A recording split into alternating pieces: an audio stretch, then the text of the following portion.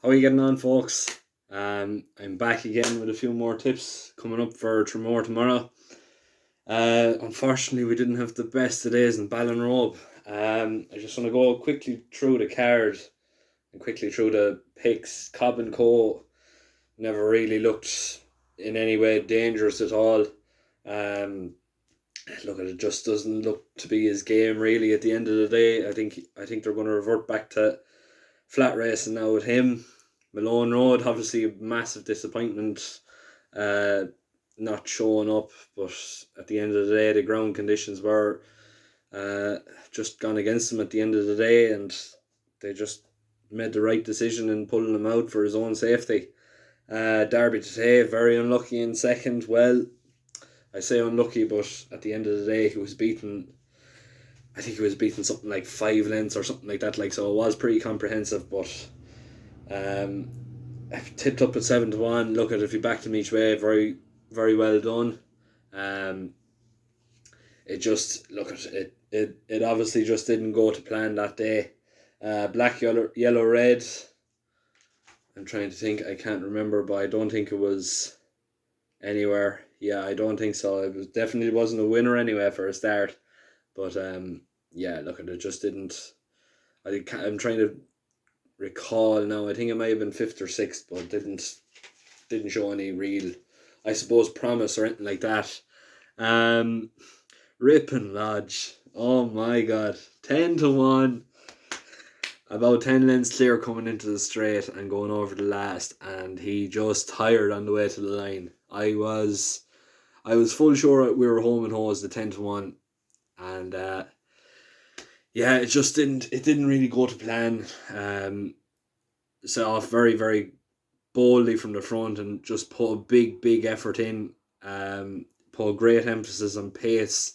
I suppose going around the last circuit especially, and he just got, I suppose, outstayed by a horse that was well handicapped and well treated. Um, oh my God, my lovely boy.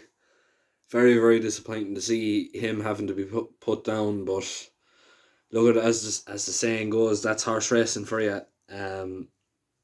Yeah, I knew well as soon as he started to be pulled up. I knew it didn't look good, and in the end, it looked. I didn't see the final report, but it definitely looked to be. I don't think it was more so a broken leg or anything like that, but it looked more, I suppose, tendon rupture or tendon damage or something like that, and like that's as good as a broken leg in horse racing, and just unfortunately had to be had to be put down. Um, Famous escape, very very unlucky, massive drifter. So I suppose it was inevitable that he was never going to win. But look, it ran a very good race, stayed on. I suppose um, like it was joining the lead. I think it was going over the second last or the last, and it looked like it was going to run in for a place, but just got touched off then into fourth. So that was very unlucky for each way backers. But yeah, I knew as soon as the drift came on that he was never going to go anywhere, and obviously fixed the bill again. Didn't really turn up in the day, and just didn't, I suppose, improve. But yeah, look at, we're going in a bit of a slump at the minute in terms of tipping. It just seems to be, I suppose, out of sorts really. But Tramore, there's a fairly nice card, I suppose, in terms of picking potential winners. It's small, concise, like races. Like, there's no real massive, I suppose, 12, 15, 18 runner handicaps or anything like that to try and burst my brain over, I suppose, trying to study. But um, yeah, look at it looks to be a fairly nice card, and hopefully we can start, I suppose, banging out a few more winners than we have done recently. But yeah, we may as well kick things off. We're going with the 440 mystery stowaway at 11-4. We're going with John Ryan. John Ryan again. Obviously with Ripon Lodge from Ballinrobe, but yeah, this horse looks to be a machine. Easy winner in Limerick last time out. That was done in by 33 lengths. I know it was an 8 to 15 favourite, but yeah, you can't fall that. Obviously has the pace, likes good ground. The ground is going to really much suit this one now tomorrow, as you all know. There's been a massive heat wave in or around Ireland and indeed the UK as well. Um, if I'm not mistaken, the rain isn't supposed to be coming till Friday. I think. Um, so yeah, look at if that's the case, the ground is going to be like concrete tomorrow. So that's a massive plus for this mystery stowaway. A couple of other horses I was sort of looking through. Yeah, this Ballyegan Hero. Um, like it's been running incredibly, but at the same time, it hasn't won since 2017. Um, Tramore is a very funny sort of a track. You need to sort of go well in it to, I suppose, have a chance. And I can't remember whether this horse has gone running in a jet or not, but if I'm not mistaken, the runs haven't been necessarily the best. Um, well, maybe not, maybe a bit harsh on the horse there, but definitely nowhere near the caliber of Mystery Stowaway. Andalusia, another great horse I've been following there for, I suppose, since its debut run. It's definitely got serious potential, but in terms of jumping, it leaves an awful lot to be desired. I can't really see it doing anything spectacular here today or tomorrow, depending what time you're looking at this. But really and truly, yeah, Mystery Stowaway looks to be the horse to be on at the end of the day. And 11-4 is a very, very nice price.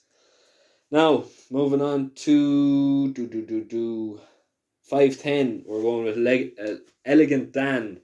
This is going to be my next best horse of the race, or the race meeting. We were, I suppose, unlucky not to get on at the best price at 9-2, but we're going to jump on board here now. 10-3 is still a fairly nice price for the horse. Absolutely loves it around Tramore. Like I said before, if you're looking for, I suppose, horses to pick for Tramore, you need to, I suppose, pick horses that can go in Tramore. Tramore is it's a very, I suppose, up and down track. It's very much like Kilbeggan, I find anyway. Even though I've never been there personally myself, but looking at it on the television, it reminds me an awful lot of Kilbeggan. Very much like a roller coaster track. It's very tight, very, I suppose, up and down. And this horse, it's got a good record around here. It's had four runs, one win and one second, and the other two have been fairly close, fourths and fifths, if I'm not mistaken. Look, that form alone is plenty good to, I suppose, bring in here today. It looks to, I suppose, like I said, have the very best form in the race, and yeah, look at it should, I suppose, go and run his race like it normally does, but I'm expecting this horse to go on and get its second win around Tramore in its career and hopefully build on to a very, I suppose, successful and illustrious career. Now 540, we're going onto the each way selection of the day. We're going with Paris Duvet at 8-1. This horse has been running on the flat and run incredibly on the flat for the last number of times throughout his career. Obviously, say with the good ground promised tomorrow, it looks to have ground conditions in his favour. It definitely has the pace for a flat, so it should have, I suppose, an added bonus that this ground is coming into play. Obviously, the likes of National Hunt favours that little bit more of a cut in the ground with some horses, and the flat, there's normally, I suppose, favourable conditions, say when it is, I suppose, like a bit like good or like solid, I suppose you could say. Yeah, if it jumps, which is a massive, I suppose, it's a big question mark over this horse's head. Um, but like I said, the trainer Henry de Bromhead, local trainer, local yard. Um, Rachel Blackmore takes the ride. Obviously, a very well capable jockey, and if I'm not mistaken, the owner is, well, what I presume to be Henry de Bromhead's wife. It's either Elizabeth or Suzanne or something like that, but it's the Bromhead anyway. So it's definitely a family member or whoever it is. So I can imagine that he'll be looking to have this horse right, and definitely local track looks to be the one to be on. 8-1 is a massive price, but definitely I'd say each way it's well worth a shout. Um, Now 6:15, we're going with Gone Racing at 7-2. This one here is very interesting. Like I said, the ground is going to be very, very good tomorrow. I've had a look through the card. There's going to be a number of these horses that more than likely will be pulled out from the ground. So that'll mean that Don Racing will get the run. He's currently a reserve at the minute. If he gets a run, he's going to shorten up massively. This horse is an absolute machine. Had a good win, if I'm not mistaken, around Tramore. Yeah, course and distance winner. It's in the form of his life. Michael McNiff is in the form of his life as well. I've never seen him going as well as he is now. And I want to wish him all the very best in, I suppose, the future, and keep this, I suppose, form going for him. It's great to see, I suppose, a no-name trainer that people mightn't all know throughout the country, and say put it up to the likes of the Gordon Elliots, the Willie Mullinses, and all the big boys in racing. It's lovely to see, I suppose, a smaller yard take some very, very much credit, and very well deserved credit as well. Look at Gone Racing, looks to be the one to be on. He'll surely get a run at the end of the day. And yeah, if I was I would jump on 7-2. Worst case scenario, he won't get the run. You'll get your money back. That's all for him. Now 6:45, we're going with Alabaster at 3-1. Again, very much a lovely looking horse, lovely big grey gelding. He's been running well all season long. He's had a couple of good runs in Galway.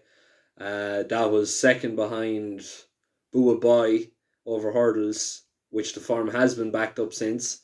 And he was fourth behind Aiton Bob in the flat. Aiton Bob, look at, there's no, I suppose, there's no words to describe him. He's just an absolute machine. To come forward to him, that alone is a massive achievement. Like this, Aiton Bob has gone over to England and running some very good flat races over there as well. So look at, it's great to see, and it's great to see horses of that caliber, I suppose, running in the likes of Galway and just different tracks around Ireland, and I suppose getting their heads in front. But yeah, this Alabaster, it's dropping down in grade massively, by the looks of things. It's a very nice race. I will say that this Joseph O'Brien horse definitely looks to be a nice one as well. And if I'm not mistaken, there's another one. I think it might be Gordon Elliott's or Willie Mullins. I'm not 100% sure. It's one of the big names in racing anyway. But yeah, this Alabaster should really be well capable of winning this. If form is anything to go by, this one's form is rock solid. 3-1 is a massive price. I'd recommend it. I definitely think this horse is going to love Tramore, and especially the ground conditions, especially with being a fairly decent flat horse, and a horse that can go in good ground, and it's definitely got a nice jockey on board, and Rachel Blackmore as well. So we're going to go with a Rachel Blackmore double tomorrow anyway, and sure, with the help of God, it might come in. Now 7:15, we're going to go with Gotta Get Away. This horse is currently trading around 6-4. Again, another trainer starting to come into form, Shane Nolan, smaller scale trainer as well. Uh, but like this horse absolutely cantered up in Cork. Really should come on again. It looks to be very much improving all the time. Um, was second the time before, and if I'm not mistaken, yeah, second the time before, and gone on to win very, very easily the next time out. So it looks to be in the form of his life, and it looks to be a horse that just shouldn't really be, I suppose, looked any other way really when you're trying to pick winners. Um, it's obviously been penalised for the for the fine form it's been in, um, and look at if the improvement keeps coming and if the horse is as good as we think it is, that penalty should be well within its range. Uh, Currently around 6-4, a little bit of a drift going on it, but really and truly at the end of the day, if you can get a nice price, if you can even get 2-1, that's well worth getting. And yeah, look at 6-4 for a horse in the form of his life, is definitely worth taking on, in my opinion. And we're going to go 7.45 with the nap of the day. My sister Sarah, 5-4. I know it's a very short price, but really and truly, at the end of the day, this horse has taken a massive, massive downgrade and going in this race here. Jodie Town is in the form of her life. I can easily see her running out her £7 claim very, very soon, if not by the end of the year anyway. Um, yeah, look at this horse is a real pacey mare. She just looks to be one that can go in any sort of ground, any sort of conditions, and she will be very, very hard caught at the end of the day. She was only 2 lengths down to Great White Shark, who, as you all know, has been, I suppose, a revelation over the past year or 2 years, or however many years this horse has been going around. Definitely over the last 2 years, this horse has been an absolute revelation. Obviously, there's Cheltenham form to be backed up with that. Third in, I can't even remember what race it was. It was a handicap race in Cheltenham anyway, but third in that race, and one in Galway, and over hurdles, and then a very capable run on the flat as well behind Princess Zoe, who, as you all know, has been an absolute unbelievable mare. Obviously, it's definitely looks to be really and truly hers to take. Penny out. Look at it's a nice one, but I can't look past my sister Sarah. Really and truly, at the end of the day, it's it looks to be a printing money job, and it's something that I don't normally say, but like this horse should really be 1-2, 1-3 on. Um, when you look at form and when you look at all that's, I suppose, been made out of this form, this horse shouldn't be anywhere close to even money or even any more. Um, but yeah, look at we're on at 5-4. It looks to be a very, very easy race for this one. It's taken a massive step down in quality, and look at we're going to take our chance. We're going to go, and yeah, we're coming up to 20 minutes now, so it's been a fairly long video, so we're going to call it off. Call it off here now. Like I said, thanks very much for, I suppose, all the support I've been getting so far. It's been absolutely unbelievable. Hopefully that support is gonna, I suppose, pay dividends now, and like you'll be able to see my appreciation for the, I suppose, support you've been giving me so far, with a few winners hopefully tomorrow, and if not, definitely with the help of God over the weekend anyway. But look at that's me. Make sure to like, share, subscribe, do whatever you have to do to get the name out there. I leave links to this to my social media in the description below. But for those who don't look at the descriptions, my Facebook is the Peaky blogger, horse racing blogger, and my social media, my Twitter is @PeakyHorse. But I'm going to leave it there. So thanks very much.